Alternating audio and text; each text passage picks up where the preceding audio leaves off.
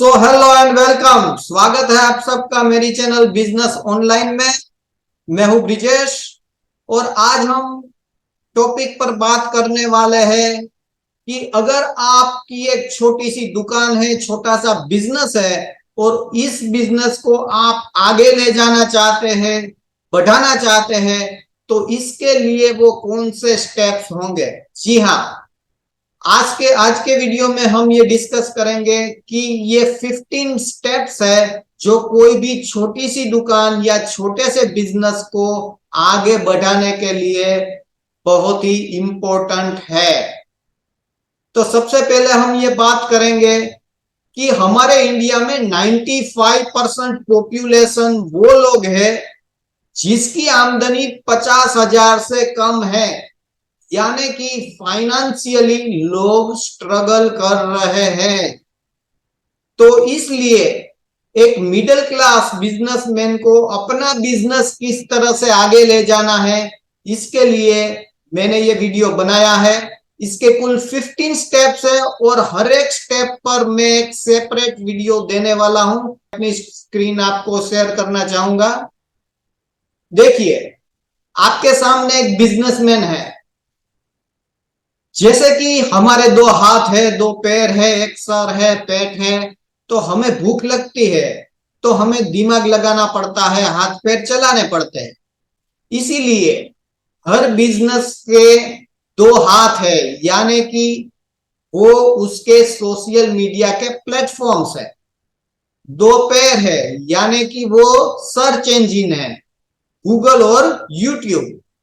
और बिजनेस का एक सर है, यानी कि वेबसाइट। उसका पेट है, यानी कि प्रॉफिट।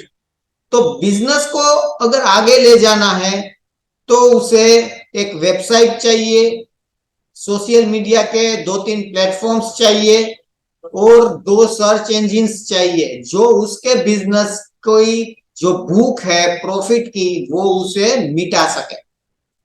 तो सबसे पहले हम डिस्कस करेंगे कि अपना बिजनेस कैसे बढ़ाएंगे। तो फर्स्ट स्टेप, अपने बिजनेस को हम गूगल बिजनेस प्रोफाइल पर लिस्ट करेंगे। जी हां, गूगल बिजनेस प्रोफाइल। आखिर ये बिजनेस प्रोफाइल गूगल ही क्यों? तो मैं आपको कुछ चीजें दिखाना चाहूंगा। देखिए, क्योंकि गूगल इतना बड़ा हो चुका है कि गूगल के पास सारा डेटा है। अब देखिए, सबसे बड़े सर्च इंजिन कौन से है ये इसमें दिखाया है। सबसे पहले गूगल है, दूसरा माइक्रोसॉफ्ट का है, याहू है और दूसरे सब है। अब इसमें पहला गूगल है और दूसरा माइक्रोसॉफ्ट का बिंग है। अब आप देखिए, इसके बाद ये फिगर देखिए, 2023 के जनवरी में गूगल के पास 85% मार्केट था, जो पहले नंबर पे है। दूसरे नंबर पे माइक्रोसॉफ्ट था, उसके पास 9% मार्केट था, यानी कि कुल मिलाकर हो गया 94%। और बाकी के 6% है वो दूसरे लोगों के पास है। लेकिन सबसे बड़ा है वो गूगल, क्योंकि जिसके पास मार्केट है वहीं से कस्टमर मिलेंगे। तो इसलिए हम गूगल को ज्यादा प्रीफर करते हैं।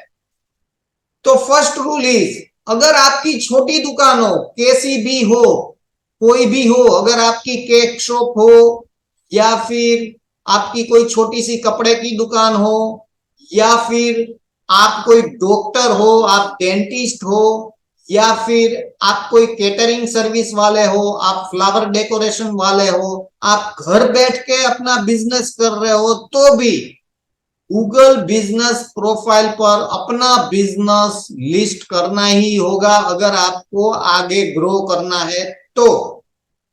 क्यों? क्योंकि गूगल के पास सारा डेटा है। इसलिए हमें कस्टमर गूगल से मिलेंगे, क्योंकि गूगल आपको कस्टमर देता है। इसलिए गूगल पर रजिस्ट्रेशन करवाना बिल्कुल जरूरी है। स्टेप नंबर 2, अपने बिजनेस को लोकल डायरेक्टरीज में भी लिस्ट कर लीजिए। यानी कि मैं ये नहीं कहता कि आप पेड सर्विस लीजिए, लोकल बिजनेस डायरेक्टरी में फ्री लिस्टिंग होती है, जैसे कि जस्ट डायल हो गया, इंडिया मार्ट हो गया, ट्रेड इंडिया हो गया, सुलेखा हो गया, ऐसी कई लोकल बिजनेस डायरेक्टरी है, वहां पर भी बिजनेस को लिस्टिंग कर दीजिए और बिल्कुल फ्री में कर दीजिए। अगर आप एफोर्ड कर सकते हैं तो आप पैसा दे सकते हैं, वरना फ्री लिस्टिंग कर सकते हैं, जैसे गूगल में की वैसे इसी जगह पर भी फ्री लिस्टिंग कर दीजिए, ताकि आपकी बिजनेस की इंफॉर्मेशन चारों ओर फैल जाए। स्टेप नंबर 3, अपने टारगेट कस्टमर और उनकी जरूरतों को समझिए। यानी कि आपका जो बिजनेस है उसका कस्टमर कौन है ये आप जानिए, और उस कस्टमर की रिक्वायरमेंट क्या है ये आप समझिए। मतलब कि आपका कस्टमर कोई बच्चा भी हो सकता है, कोई बूढ़ा भी हो सकता है, कोई यंग एज भी हो सकता है, कोई लेडीज भी हो सकती है, कोई जेंट्स भी हो सकता है, कोई भी हो सकता है। तो वो कौन है जिसे आप अपनी प्रोडक्ट या सर्विस दे रहे हैं ये आप क्लेरिफाई कर लीजिए, और उस कस्टमर की रिक्वायरमेंट एक्चुअल क्या है। क्योंकि हम ये सोचते हैं कि हमारी प्रोडक्ट बहुत ही बढ़िया है, लेकिन ऐसा नहीं है। हमारी प्रोडक्ट हो सकती है बढ़िया, लेकिन कस्टमर की रिक्वायरमेंट उसमें क्या है, उसको ये प्रोडक्ट अपनी चाहिए या फिर और कोई रिक्वायरमेंट है। तो कस्टमर की रिक्वायरमेंट को हम समझेंगे और फिर बिजनेस को आगे ले जाएंगे।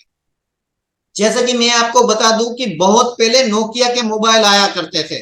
तो नोकिया के मोबाइल में क्या था कि उसके पास सारे वर्ल्ड का मार्केट था, बहुत मार्केट था। धीरे धीरे एंड्रॉइड आ गए, लेकिन नोकिया ने उस पर ध्यान नहीं दिया।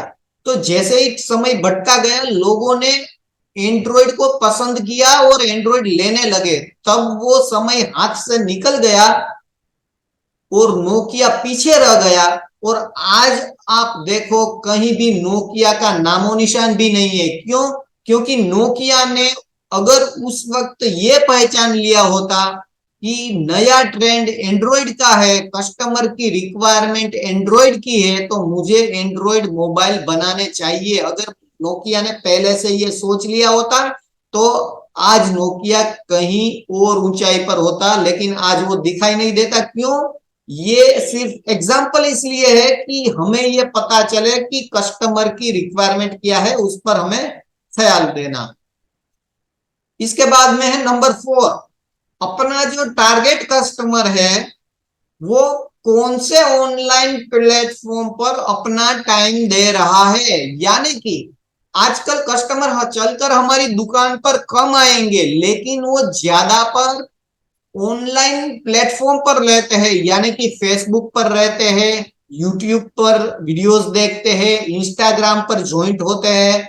तो इस सब प्लेटफॉर्म पर से कौन से प्लेटफॉर्म पर हमारा कस्टमर रहता है ये जानना जरूरी है।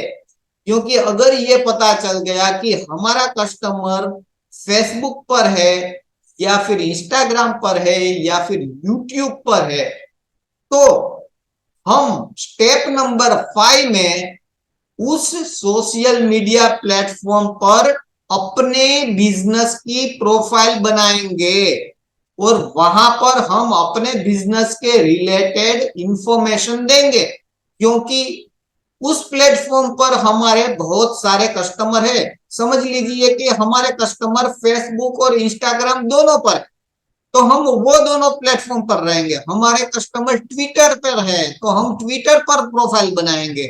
हमारे कस्टमर लिंक्डइन पर है तो हम वहां जाएंगे।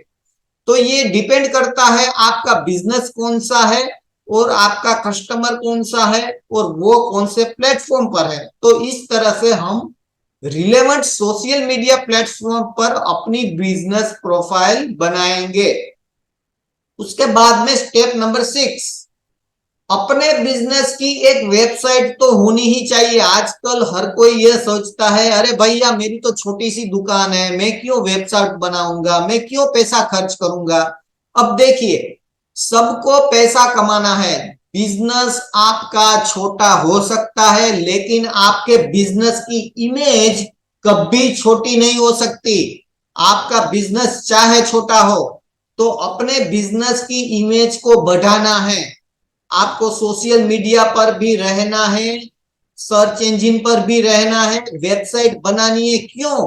क्योंकि अगर आपकी दुकान बंद होगी, बिजनेस बंद होगा, तो भी अगर कोई रात को आपकी प्रोडक्ट देखना चाहेगा, आपकी शॉप बंद है, बिजनेस बंद है, तो वो वेबसाइट पर जाकर देखेगा, आपकी प्रोडक्ट देखेगा, आपके कस्टमर्स का जो रिव्यू है वो भी वो देखेगा, आपके रेट्स देखता है, आपको ऑनलाइन परचेज भी कर लेता है रात को।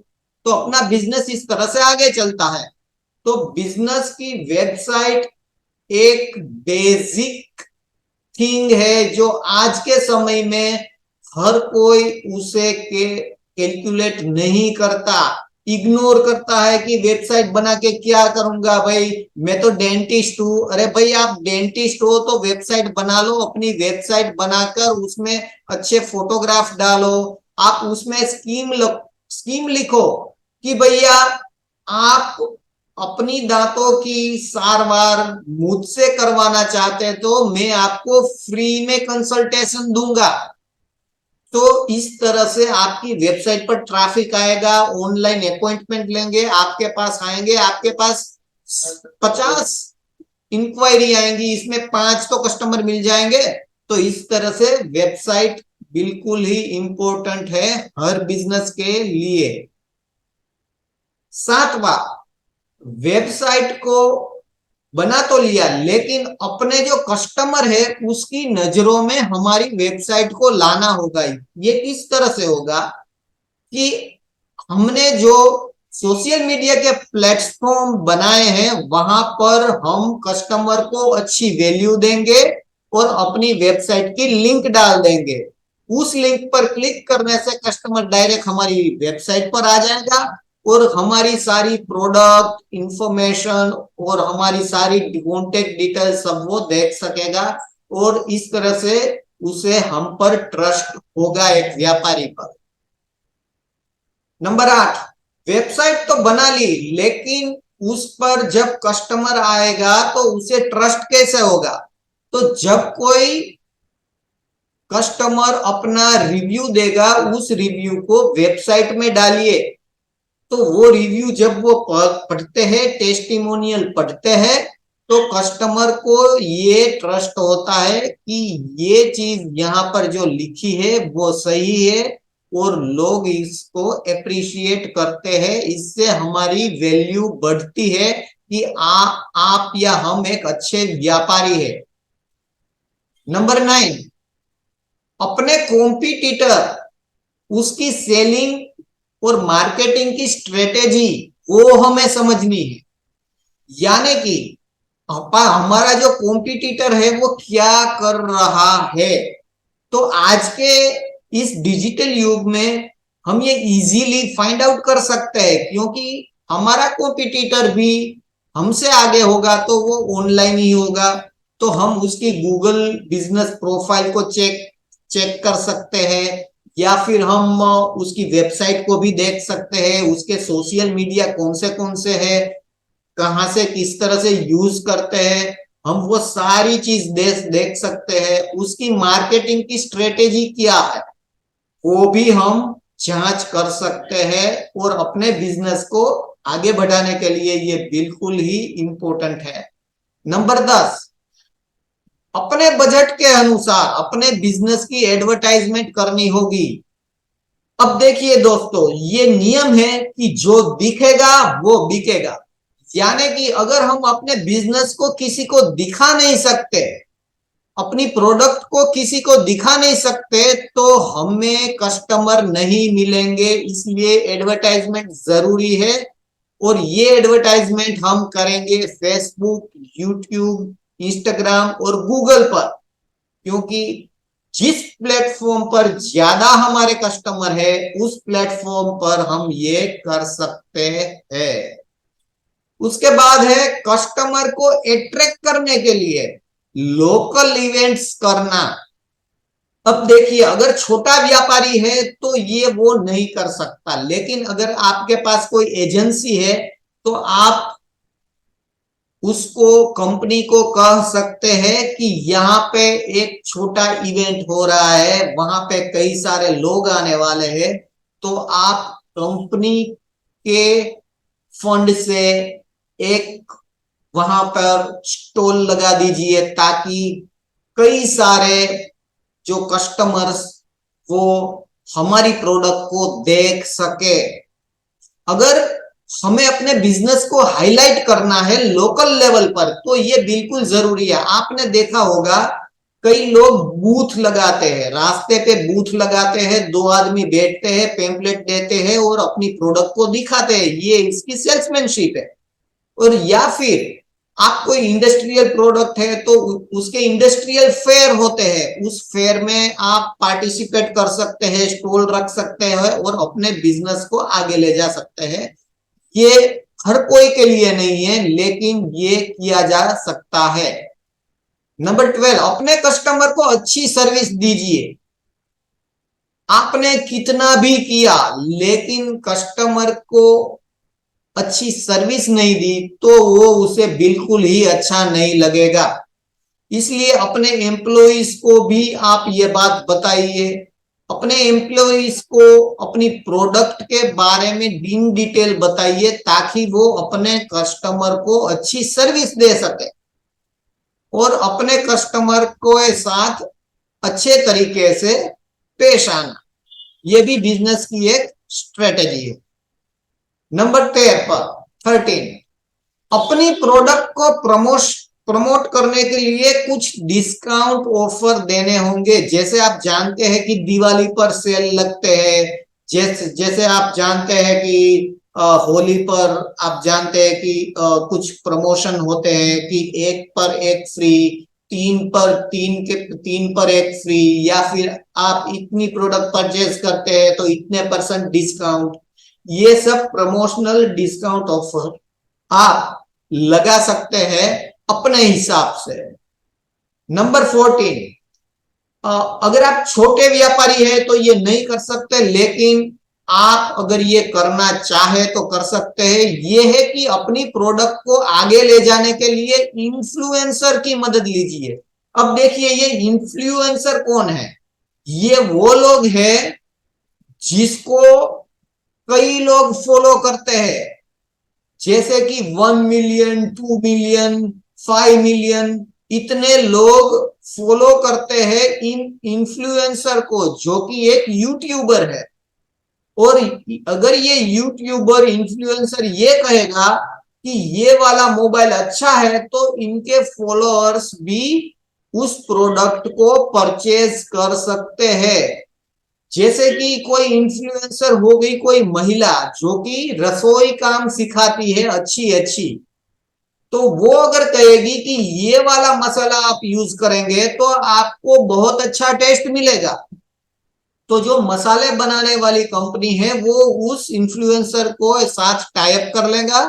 इन्फ्लुएंसर उसकी एडवर्टाइजिंग करेगी कि ये वाला अच्छा है और लोग वो प्रोडक्ट परचेज करते हैं। इसलिए थोड़ा बड़ा बिजनेस है, बड़े बिजनेस वाले ये सब कर सकते हैं। और 15, अपनी प्रोडक्ट को आगे ले जाने के लिए डायरेक्ट मार्केटिंग करना, यानी कि अपने कस्टमर को फेस टू फेस मिलना और अपने कस्टमर के पास जाकर अपनी प्रोडक्ट दिखाना, रिलेशन बिल्ड करना अपने कस्टमर से फेस टू फेस, ये डायरेक्ट मार्केटिंग में आता है। तो फ्रेंड्स, ये 15 पॉइंट्स है एक बिजनेस को आगे ले जाने के लिए, जो एक छोटे बिजनेस और बड़े बिजनेस के लिए बिल्कुल ही इंपॉर्टेंट है। इसमें से कई पॉइंट्स ऐसे हैं जो आपके बिजनेस पर अफेक्ट नहीं करते, लेकिन मोस्ट ऑफ द पॉइंट्स ऐसे हैं जो बिजनेस को आगे ले जाने के लिए आज के इस डिजिटल युग में बहुत ही जरूरी है। और अगर आपको ये मेरा वीडियो अच्छा लगा तो प्लीज मेरे चैनल को सब्सक्राइब कीजिए, लाइक कीजिए, शेयर कीजिए, अच्छी कमेंट कीजिए। और अगले वीडियो में हम ये 15 के 15 पॉइंट पर अलग अलग वीडियो बनाएंगे और फिर आपके सामने उसकी इंफॉर्मेशन लाके देंगे। तब तक के लिए नमस्कार फ्रेंड्स।